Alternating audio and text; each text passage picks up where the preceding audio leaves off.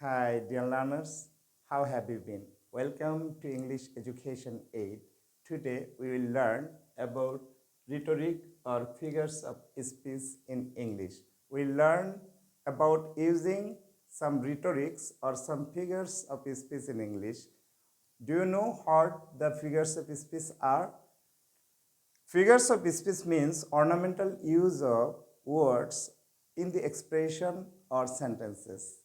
There are a lot of figures of speech in English like simile, metaphor, personification, synecdoche, metonymy, hyperbole, climax, anticlimax, bathos, transfer epithet, etc.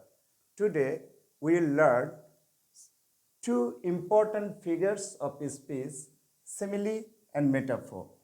Simile is a comparison between two distinctly different things. Here we use like or as in the sentences or in the expressions. Like, she is like a butterfly is an example of simile. On the other hand, metaphor is also an implied comparison between two distinctly different things. The example is, she is a butterfly. She is a butterfly is an example of metaphor. Let's see some more examples. Anger is like fire. Anger is like fire. Here we use like, and anger is compared with fire.